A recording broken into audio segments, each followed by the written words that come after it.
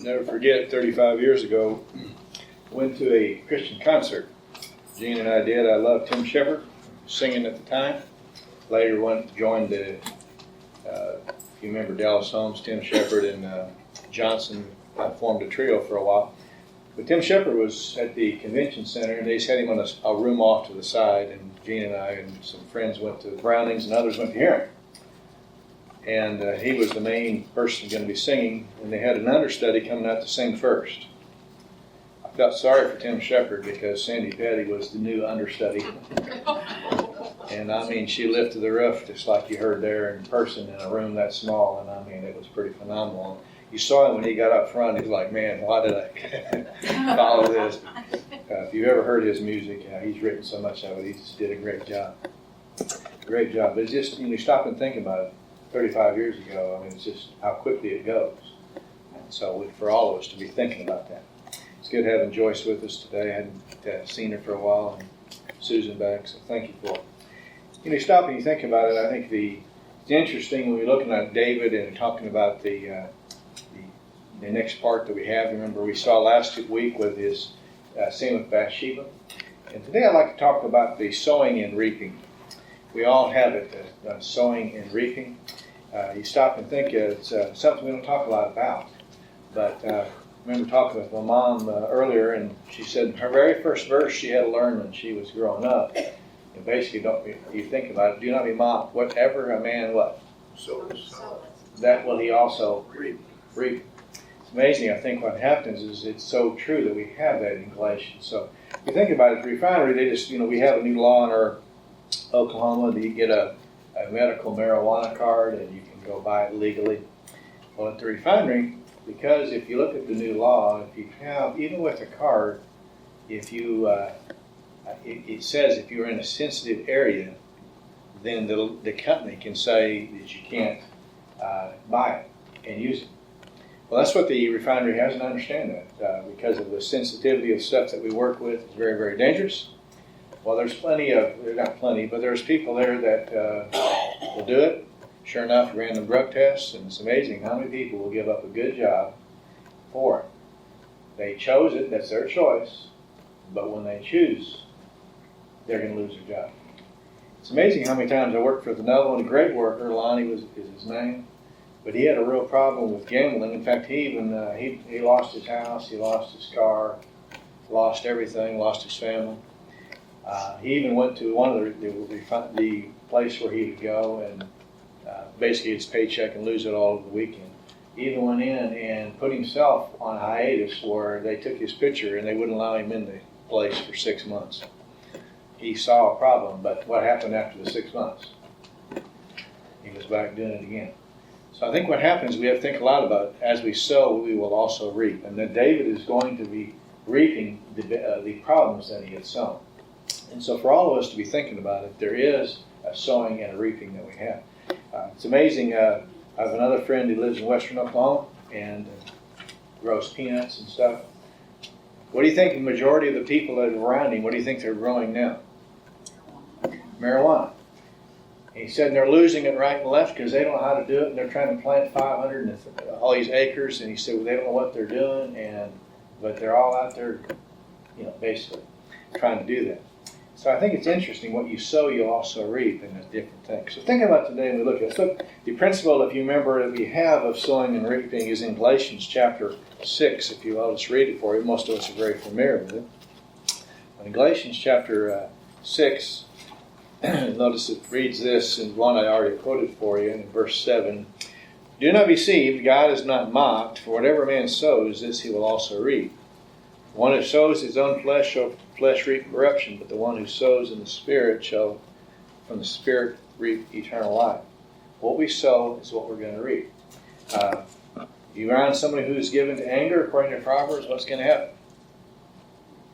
You're going to be a tendency to blow your top if you're around somebody that always does it. I had a student, Gene did too, the most sarcastic student I ever had in my life. I never thought, man, this guy's incredible. I met his parents. As soon as the dad walked in, he never introduced himself. I knew who his son was. Because how incredibly sarcastic he was the very first minute he walked in. So be thinking about it, the principle then Let's look at the principle then in David's life and how it's applied. Look over in 2 Samuel chapter 12.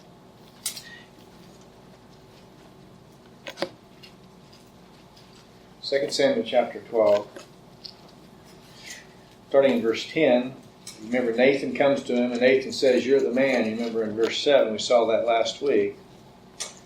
From 10 to 12, then, notice it says, "Now therefore the sword shall never depart from your house, because you have despised me and taken the wife of Uriah the Hittite to be your wife." Which, from the time this happened till the time of David's death, the sword never did. He had conflict from here on. Notice it says in verse 11, "Thus the Lord, behold, I'll raise up evil against you from your own household. I'll even take your wives before your eyes and give them to your companion, and he shall lie with your wives in broad daylight. Indeed, you did it secretly, but I will do this thing before all Israel and under the sun." David, "Then I have sinned," and Nathan said, "The Lord has taken away your sin, you shall not die." Notice, David immediately confessed, and God forgave him, but notice the consequences are still there.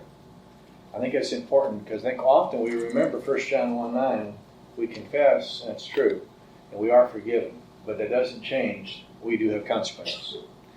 You walk out in front of if I walk out and Mike's running the trains down to where I work, and I walk out in front of that train, there are some consequences. And there's plenty of times that happens down where I work in different things. It's amazing. So let's think about it then. When you look at it, he's going to happen to, if you remember later in this chapter, you notice in verse 14, God says that he's going to take the child. And then if you'll notice down in verse 19, the child dies. That's one punishment. God said he was going to, because this is done, it was conceived, and he was wrong. Nothing the child did, obviously, but what David did. The child dies. And then obviously in verse 22, one of the best verses you have for where does an infant go when he dies, it would support that an infant goes to heaven. So notice that's the first one. Remember, you sow, you're going to reap. So notice child is there. You go to the next chapter, Amon, which is his oldest son. Absalom and Tamar are his another son and daughter that he has from another wife. Amon wants to have Tamar, but can't because they're related. And then notice in this chapter, then in verse 14, it says that he was stronger than she was, and he violated her. And then it turns around. Remember in verse 13, it says that he loved her. Notice in 15, then he hated her even greater than his love. So basically, he was lusting after her. She was pretty, and so notice then this is in his own household. The sad part is when you get to verse 21, when King David heard all these things, he was very angry, but David didn't do anything. What should he have done to his son? According to the law. But again, David may be thinking, well, I blew it too, but notice he didn't do what he should have done. You notice Absalom tells his sister to be quiet. It's interesting in verse 22 of chapter 13, Absalom did not speak to Amon either good or bad, and this goes on for some time. Can you imagine in your own household, your two sons are there at the dinner table, but they won't speak really to each other. And this goes on for some time. But he determines to get even with him. So sure enough, Absalom later in chapter 13, Absalom then has Amon killed because of what he did to his sister. Remember, it said the sword was never going to leave his house and it's going to pay fourfold. You go down a little further then, notice then Absalom flees because he's afraid David's going to come after him. And notice who does he go live with according to verse 38. It's interesting who he goes to live with, and he's there for 3 years. Then King David wants him to come back, so when Absalom comes back, notice in verse 24 of chapter 14, David says, Absalom, you can come back, but I won't let you see my face. What kind of forgiveness is that? So Absalom basically punishes his brother because his dad didn't do what he should have done. He's gone, he flees for 3 years, he comes back. Now he's not allowed to see his dad's face for 2 years, so he hadn't seen him for how many years? 5. A lot of bitterness takes place. And then you'll notice what takes place, then Absalom revolts. Absalom revolts in chapter 15. He revolts. And 1 to 12, when you get to chapter 16, notice then he has to leave, talking about David. And notice when you get all it further on, you get into chapter 16, notice in verse 20, what takes place. Absalom said to, remember the person is his advisor, that's Bathsheba's dad. He says, give your advice, what shall we do? And notice what he says. Go into your father's concubines, whom he has left to keep house. Then all of Israel hear that you have made yourself odious to your father. The hands of all who are with you will also be strengthened. So he pitched a tent from Absalom on the roof. Kind of interesting, where did David see Bathsheba? Notice, Absalom went into his father's concubines in sight of all of Israel. Isn't that exactly what he was told was going to happen? He sowed something, and now he's reaping the problems. All his life he reaps them. And I think it's important for all of us to stop and think of it. Since we all are sowing, the question I have is, what are we sowing? Every one of us are sowing, with our words, with our actions, whatever. We're all sowing something. What should we be sowing? Now, what should we be sowing? I think quite often we need to look, if you really want to know what to sow, why don't you look at what you want to reap? Start on the other end. If I want to raise corn, then what do I need to plant? Corn. And I think it's really important. It's not that hard. If I want to reap this, then there's something I've got to do to get there. And that's what you have in 1 Corinthians 3 and so on. We need to reap and we need to sow what we want to reap. With our words, with our actions and everything. So think carefully what, you think about it all the way down, whether, you know much about farming, you'll do a lot of the rotating of crops, because one crop will take a lot of nutrients, some type of nutrient out of the soil, or another crop will put nitrogen in the soil. So you rotate. But you're doing it for what reason? Because you know what you want to get from the soil, and you know then therefore what to sow. So how many of us have ever stopped and started to think, what is it that I want to reap? What will it take for me to get there? You do that when you buy a house or anything else. If you want to have, do you need a down payment? Okay, so if I want a down payment, do I need to go out to eat every night during the week? Or do I think maybe I ought to cut back and save some of that money if I want a down payment? It's the sowing and reaping for all of us. If I want a vehicle, whatever it might be. If I want to retire, then I'm going to have to change some different things. I can't keep doing what I'm doing financially or whatever it might be, or saving. So think about it. The question and the principle of sowing and reaping. It happened in David's life. Since David was a public figure and everybody knew it, God had to punish him. He couldn't let him off, because then others would do this follow suit. And I think it's important, principle of sowing and reaping. One day, I'll never forget, this happened to me 55 years ago. I was in second grade, I think, maybe even a little over that. But anyway, either first or second grade. I was in Texas. We were just moved there, and a real nice kid in class wanted me to come home the next day with him. And I said, you need to go ask your mom and dad, make sure it's okay. When I went home, of course, you're thinking and playing, you forget all about it. And I knew they'd let me go. When I get back to school the next day, what do you think happened? After school, the mom said, did you ask your mom and dad if you could come over? Yeah, it's okay. I went over. What do you think that lady did? She called. What do you think my mom said? You know that young man was told from his mom, you are never allowed to play with him again.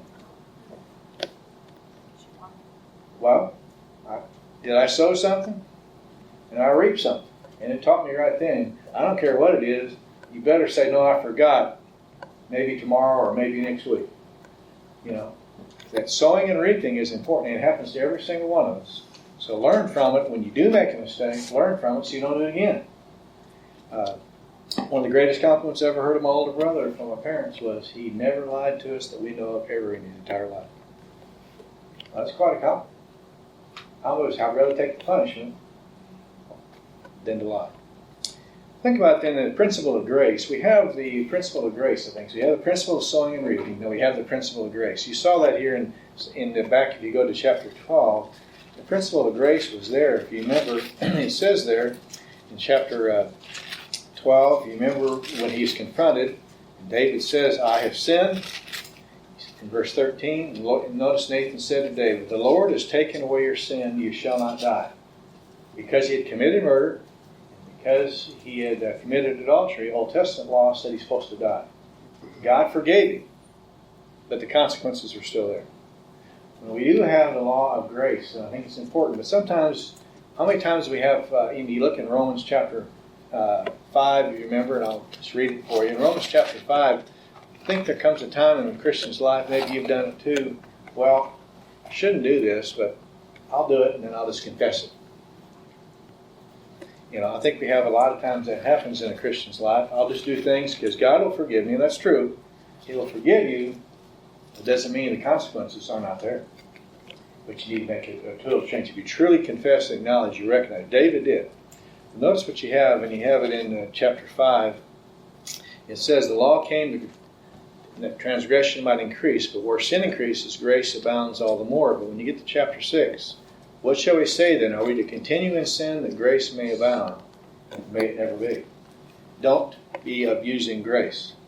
I think so often it's easy to do that. We will say, well, okay, I'll do this, so then I'm going to go do this. The consequences you cannot change. God sets it in motion. You can't. So I think it's important. But when you're in the middle of it, we should be doing, we're talking about grace. We have a partnership. Instead of saying, I'm going to do this to get away with it, Romans chapter 6, talking about the principle of grace. If you remember, it says if you're really living according to what God wants us to, in chapter 6, I'll just read a couple verses for you. It says, therefore, don't let sin reign in your mortal bodies that you shall obey its lust, but present your bodies as instruments of righteousness. Present yourself to God, to those who are members of righteousness. And in chapter 8, in verse 13, if the Holy Spirit is in your life, it says you're putting to death the deeds of the body. So we make the mistake, so we confess it. God is gracious, but then we need to walk in the Spirit so we'll do what we ought to be doing. We make changes. I think it's important that we have that. There is grace, but there is consequences. But I want us to look at part of the grace when you think about what happened with David in this chapter 12. For the rest of his life, he has to pay for it. But I want you to know, after the child dies, notice in verse 24 of chapter 12, it's an interesting thing that takes place. Verse 24, David comforted his wife Bathsheba and went into her and lay with her, and she gave birth to a son. He named him Solomon. Notice the next part. Now the Lord loved him, talking about Solomon. He sent word through Nathan the prophet, and he named him. Notice he changes his name. That's the name God gave him. And you realize, just like Ryrie puts notes at the bottom, beloved of the Lord is what it means. And God now said this is going to be the next heir. You talking about grace. God forgave him. He has consequences. But he says the next king that's going to rule over Israel is from this union of Bathsheba and David. Amazing. And you remember in chapter 7, he said he was going to be a father to him and a son to him, and he would then build the temple.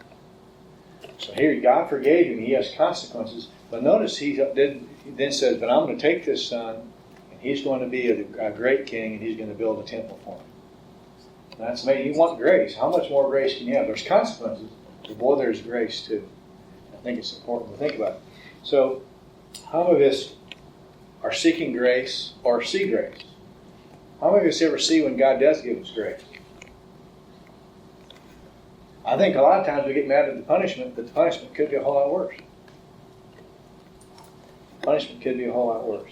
Do I humble myself before the Lord? Remember, he gives, according to in James, what does it say? He resists the proud, but gives grace to who? To the humble. Now, David didn't make excuses. Notice, as soon as he was confronted, he said, I have sinned. He stopped right. So we knew the same. In Hebrews 4, remember, it talks about if you go to the throne to receive grace and mercy. You and I need the same thing. So there are consequences. There's a sowing and reaping. But what I want you to think about too, so you have the principle of sowing and reaping, you have the principle of grace. What I want you to think about then, if the next 20 years David has all this sword in his family, And he writes a number of Psalms. He writes Psalms 51. He writes Psalms 32, saw last week with Bathsheba. But do you realize he also wrote many others, like Psalms 55? And that's when he is fleeing from Absalom, he writes Psalms 55. So in the middle of it, he has a partner in God being with him during all this consequences he's having to pay for. And I think it's important. You and I can sow, and we can sow bad things, and we're reaping different things. But it doesn't mean God won't help us through the times that we're reaping the things we sowed. And so I want you to look at it a little bit. Look over in Psalms 55 when you see this with David, when he writes this, and he's asking God. Remember, he had to flee, and they're trying to, Absalom's pursuing him with the army, and he's doing this. It's interesting when you look at it, what it has to say. And I think it's a good pattern for you and I to do the same. Notice in verse 1, it says, "Give ear to my prayer, O God, and do not hide thyself from my supplication." So he's asking, he's pleading to God. In verse 6, it's interesting. He says, "I wish I was a bird and could fly away from here." How you're in the middle of some really bad stuff and the consequences, and you wished you could just be a bird and fly away. Any of you have trouble that you wish you could just fly away? Ever happen at work? I wished I could just get up and fly away from this place. David's honest. He's doing the same thing. You notice in verse 12 and 13, he talks about the friend that he thought he had that betrayed him. And you notice in verse 13, "But is of you a man, my equal, my companion, my familiar friend, who had sweet fellowship together, walked in the house of God and the throne." And notice then he talks about how he uses his tongue in verse 20 and 21. His tongue was like butter, and how he betrayed him, which is what happens. Bathsheba's dad did it. She's very honest, talks to the Lord, and I need help. But notice then in verse 22, when you look at the context, "Cast your burden on the Lord, he will sustain you." The New Testament says what? 1 Peter 5:7, "Cast your cares on him, for he cares for you." So in the middle of he's reaping the consequences of his sin, God is still there with him to help him through it. God has to punish because of the sin, but same thing with us, with parents or grandparents or anything else. There are consequences, but there's still love that's there, and you still have it. So I think it's interesting when you look at it. In the midst of our own sowing and reaping, our whirlwind, will I turn to my partner talking about to the Lord, who will help me through it. Now I might have screwed up, but he's there to help me. He'll get me through it. So I think about the applications just from this to the sowing and reaping. I think the one that, like I said, is, you look at it, am I looking at what I want to reap? Therefore, I'm going to do what I can to sow. When I plant tomatoes, guns at work, I do this to help them out. There's a couple of guys there that they absolutely love tomatoes. And I love to see stuff grow. I go around planting stuff all over the place. So I plant them stuff at work, and they made a little garden there, and they have a little garden outside of work, and every morning Slim turns the water on, and every so often when I come to work, they turn it off. These tomato bushes are taller than I am. I realize this year I have not had one of them. And there's a bunch of bushes out there, but there's mechanics, there's service people, and they all come, "Any tomatoes?" And they're all going back there and they're getting it. But when I go out there, I don't go out there to pick a bell pepper, because I didn't plant bell pepper. They wanted tomatoes, and therefore I planted them some tomatoes. And that's what they get, and that's what they wanted, and so on. I think it's important. If we want something, we're going to have to sow it and then take care of it. I think it's interesting you look at it. I think another one you can think of, what about grace? Is grace available? Grace is available. We need to humble ourselves and don't, just like David, I've sinned. Don't, well, yes, but they did this, and make excuses. Just right up and admit when we've done it wrong. And accept the grace that's there, but recognize there are consequences. I think, too, in the midst of your sowing and reaping, we have a partner to help us get through. And all of us have different things to get us through. So according to 1 Corinthians 10, remember it said these things happen as an example for us to learn from. Learn from David's example. I don't care if you're the most powerful man in Israel, there are still consequences to sin. In our own country, we have a lot of people that think they can get away with things. They are going to meet a person one day, and they will have to give an account. So I think it's important for all of us. We will give an account. So let's just fall in His grace and learn from it and recognize the partnership that goes with it. That goes with it. That goes with it. That goes with it.